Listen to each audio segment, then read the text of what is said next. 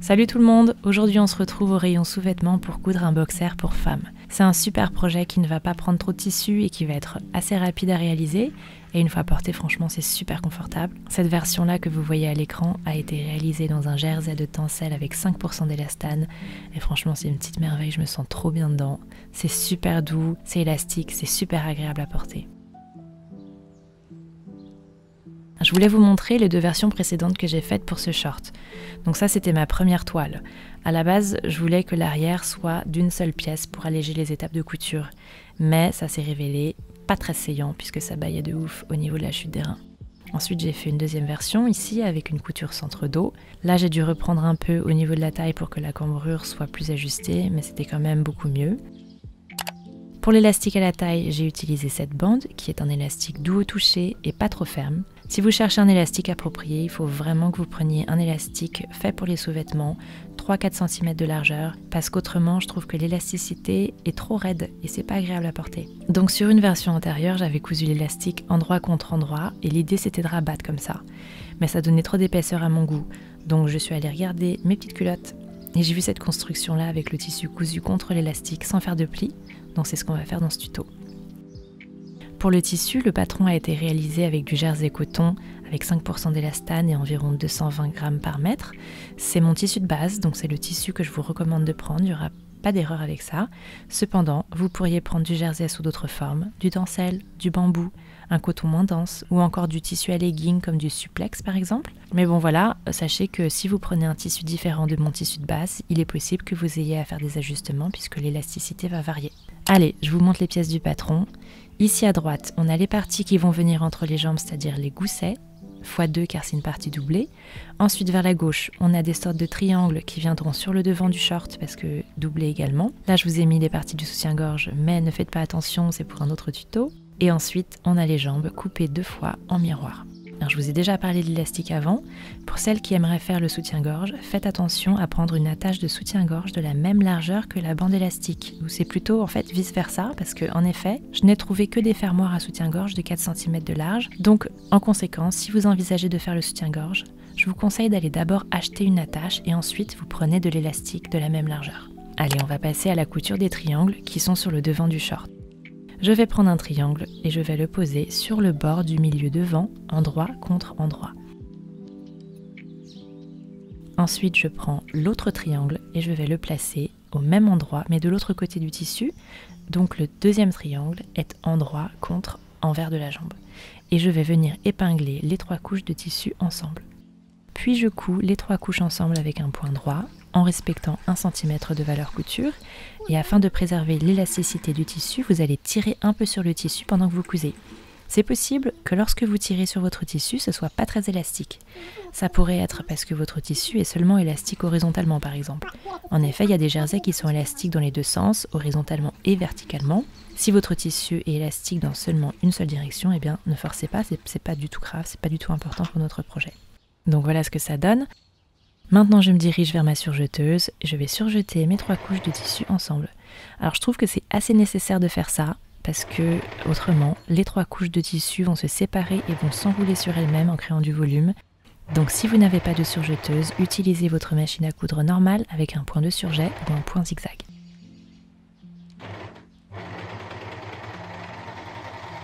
Et voilà ce que j'obtiens. J'ai repassé. Et maintenant, je vais connecter mon autre jambe au triangle. Vous allez venir poser la jambe endroit contre endroit sur l'autre. Je vais venir enrouler les 2 jambes en un petit boudin assez serré et je m'achemine vers les triangles. Je prends le milieu avant de cette nouvelle jambe, auquel j'épingle un premier triangle endroit contre endroit.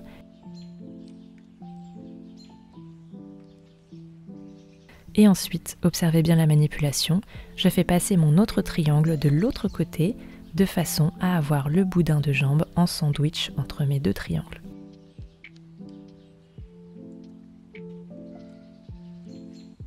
J'épingle les 3 couches de tissu ensemble.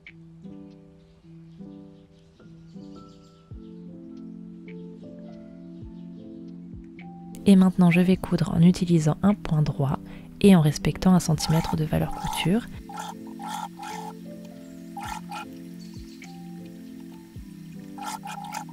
puis je surjette. Voici ce que j'obtiens. Maintenant, je vais pouvoir extirper les jambes qui étaient en boudin entre mes deux triangles et je passe un petit coup de fer.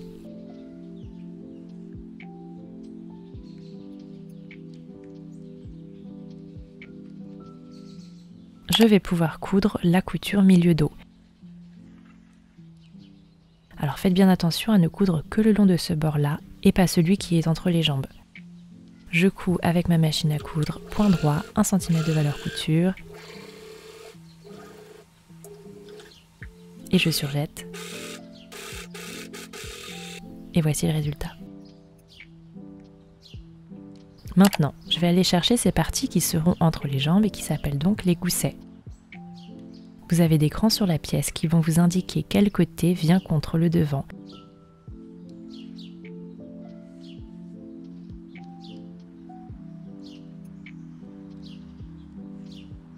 Et de l'autre côté, je vais plier en deux pour ajouter un cran au centre qui va correspondre à la couture dos.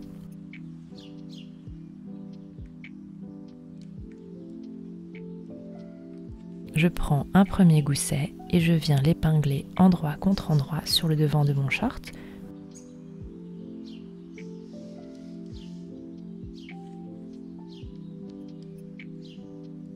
Je prends le deuxième gousset et je l'épingle contre l'avant du short, endroit du tissu contre l'intérieur du short. Et je vais coudre les 3 couches de tissu ensemble avec un point droit, 1 cm de valeur couture et en tirant un peu sur le tissu.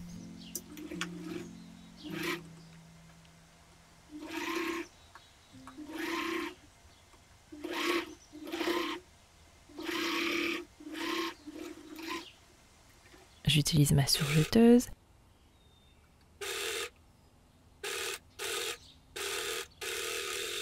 Voici ce que ça donne.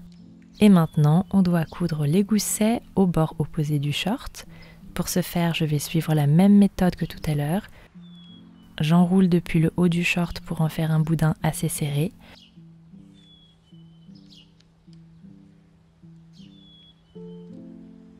Donc vous allez retrouver le bord du tissu qui correspond à l'entrejambe dos et vous venez épingler contre ce bord un premier gousset.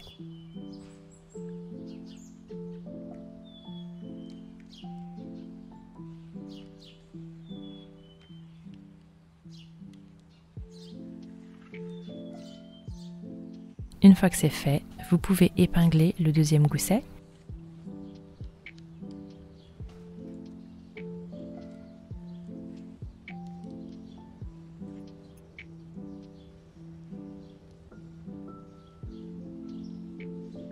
Voici ce que ça donne.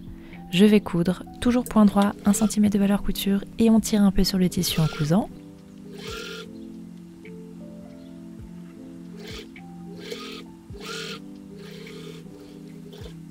Puis surjeteuse. Voilà ce que ça donne. Je vais tirer pour extraire le boudin de tissu contenu entre les deux goussets, ce qui signifie que nous passons maintenant à la bande élastique de la taille. Alors les dimensions sont indiquées sur le patron et comprennent les valeurs couture. Néanmoins, je vous conseille avant de découper votre bande de faire une petite simulation en plaçant la bande autour de votre taille pour voir si la longueur vous convient.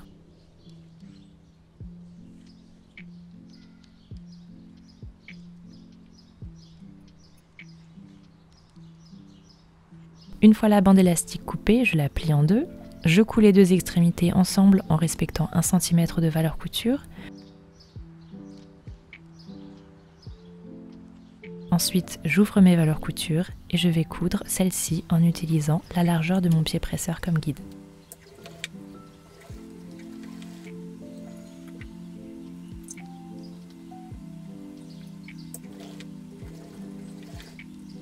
Maintenant, je vais venir surjeter les bords à vif de mon short au niveau de la taille.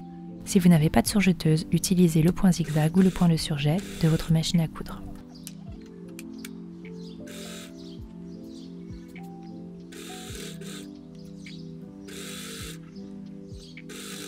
Maintenant, je prends ma bande élastique et je vais venir tracer à l'intérieur de la bande ma valeur couture à 1 cm du bord.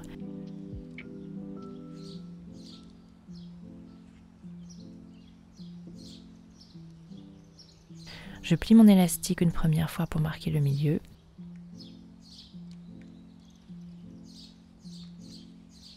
Ensuite, je plie une deuxième fois en faisant correspondre la couture dos contre le cran milieu que je viens de faire et je marque le milieu des moitiés. Donc là, en gros, je suis en train de créer de nouveaux crans. Je prends mon short et je fais la même chose, c'est-à-dire je marque le milieu et le milieu des moitiés.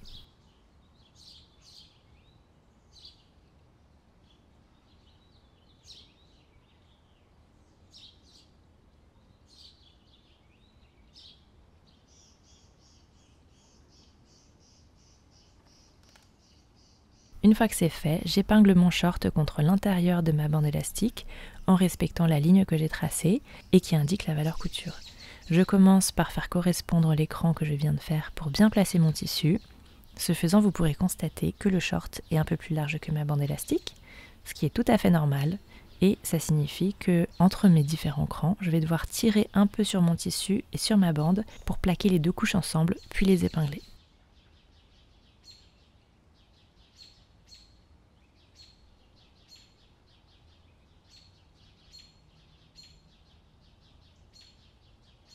Je viens ensuite coudre sur l'endroit de l'élastique en utilisant une aiguille double. Ça va permettre de conserver l'élasticité de mes tissus. Si vous n'avez pas d'aiguille double, vous pouvez utiliser un zigzag.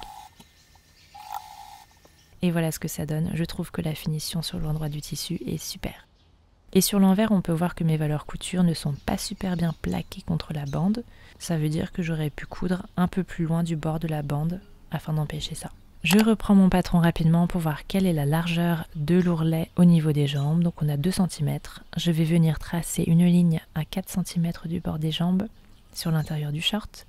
Je plie pour réaliser l'ourlet, j'épingle et je couds sur l'endroit du tissu en utilisant à nouveau mon aiguille double ou bien un point zigzag.